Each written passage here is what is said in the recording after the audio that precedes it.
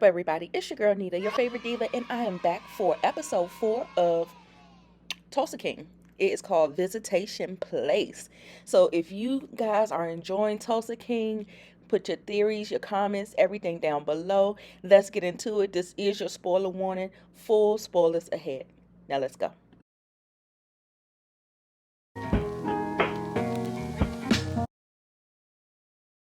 Now this Roxy chick. Now y'all better keep y'all good eye on this chick. I'm gonna give you a little review about her. The ATF people said that she is a arms expert and she did a bid in Afghanistan. Okay, so by all accounts to me, she sounds like she's a violent and one of those people you want to keep your eye on. Okay, so now it was interesting that they said in this conversation that she wants to push the horse harder and he doesn't want to. He's like, she's getting ready to race. Don't push her too hard. And she's like, nah, you ain't pushing her enough. And he's like, well, I know what's going to happen and stuff like that. So I thought this was an interesting conversation to see how her mindset is versus his mindset.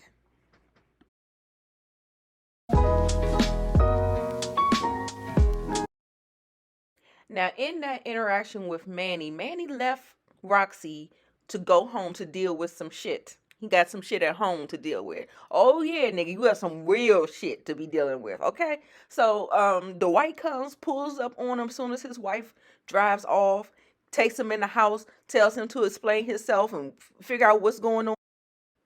And in this conversation, we got some information. Manny was dropping the gems. He said he'd been in Tulsa for 20 years. He left high and dry because he was like, he thought they was going to kill him. He found out that they had put a hit out on you. He said, who put a hit out on me? He said, Pete. He said, my Pete? So his brother, who is not his brother, his brother in the organization put a hit out on him because he thought they was going to flip him inside because he had got 25 years for doing what he did in order to protect him. But he did the time. He was loyal. And look how them motherfuckers is treating him. So anyway, I digress. So he also threw out the dude named Whom. He actually did catch a body in jail. And so when he's putting together the story that Armand or Manny is telling him, he's like, that sounds like that could be right. So the name was Tico Tavares, and he mentioned him in this episode. And so make sure you keep that name in the mental Rolodex. Um, so he started to believe his story. He told him, everything was cool. They had this little funny scene about, the coffee was ready. He was like, do you have sugar? He said, we have agave. He said, what the fuck is that?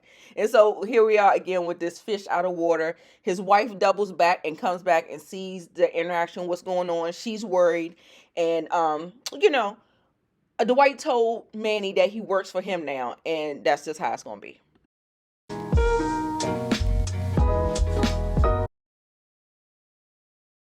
So Tyson and Dwight go to a tailor.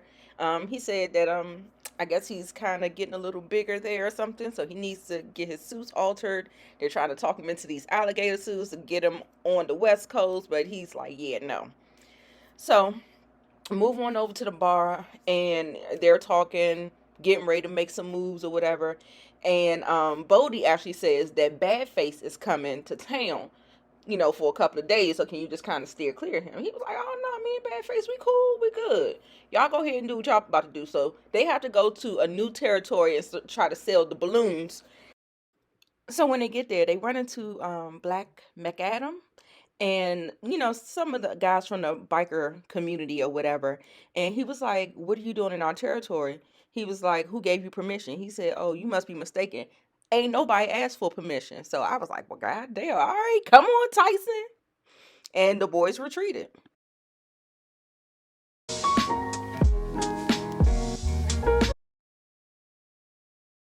All right, so Manny and his wife is sitting down. She said this is the first drink she's had in how many years? I don't even know. But she was like, thanks to you.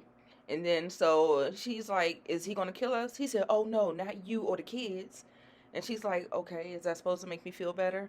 And then so she's just, just being lied to and just trying to wrap her head around the situation and, kind of let him know the severity of it. He said the longer and longer that we went, you know, it felt less important.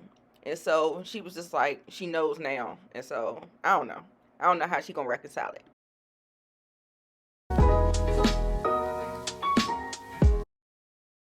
So Tyson and Dwight meet up, and job well done.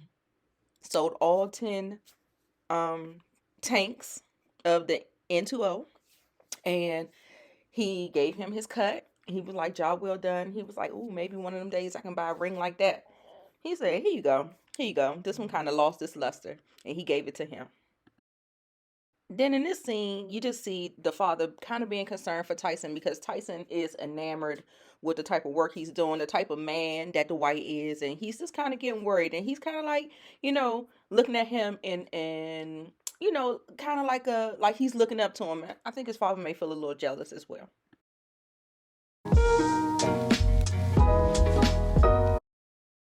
All right, now the word then got back to the big bad Colin Waltrip that he retreated.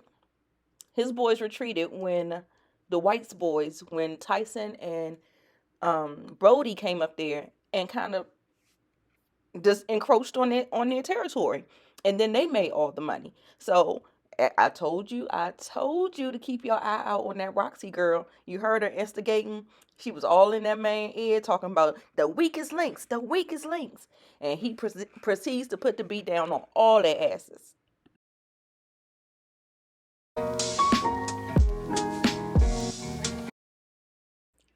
Dwight calls his sister Joanne, and she brings up Tina. She's like, I haven't heard from you in 25 years.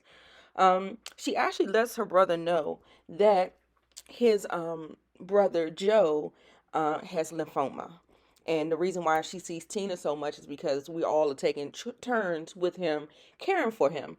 And so he was like, should I come? And she was like, why? I mean, why now all of a sudden? I'm like, does anybody know that he got locked the fuck up? I'm confused. So anyway.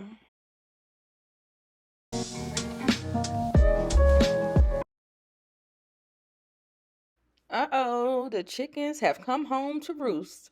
After getting that ass beaten by Colin and his boys down at the bar, they show back up, and it didn't go so well this time. So they proceeded to get their asses handed to them. They go back and tell Dwight what happened. Dwight's not happy. He's pretty much like, damn, okay, we gotta make a plan. We gotta retaliate. We gotta go get our shit. Come on, let's go. Let's go do it.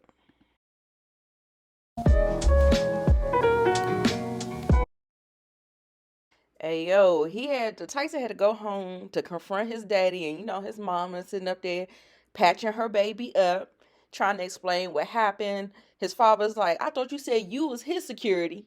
It looked like you the one need security. And he was, putting him down, talking about when he gonna get a return on his investment. This whole interaction became super duper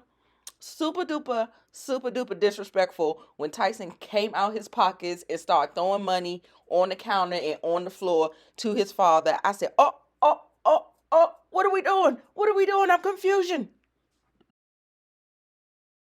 So right as they was coming up with a plan to get the money back, attack the boys or whatever, Tyson's father walks into Dwight's establishment.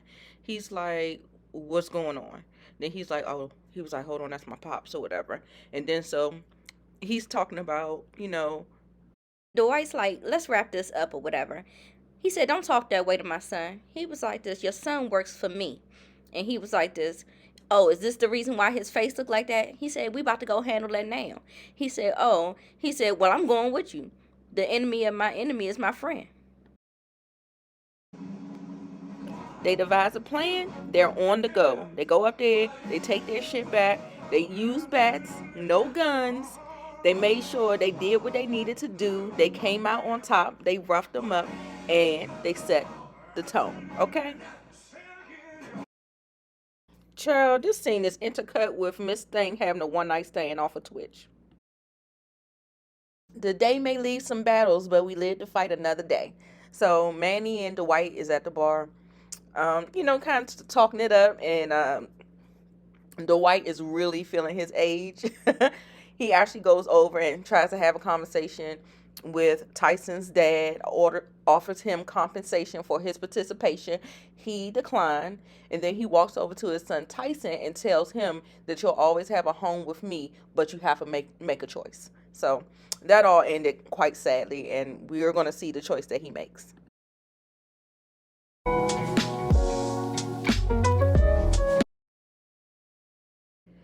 So Dwight gets a call from Joanne, and they're at the hospital, and Joey is not doing too well. It's looking like he's getting ready to shut down.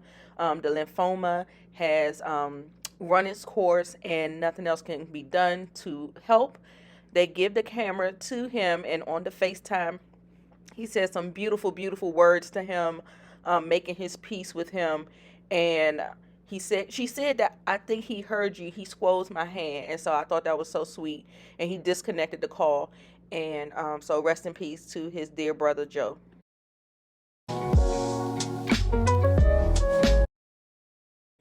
Listen, Manny said, I ain't stepping in no more shit, no more out this mother. And he went and proceeded to take his shoe off with the shit on it, go across to his neighbor, put it in his face, and beat his ass. And that's the end of that.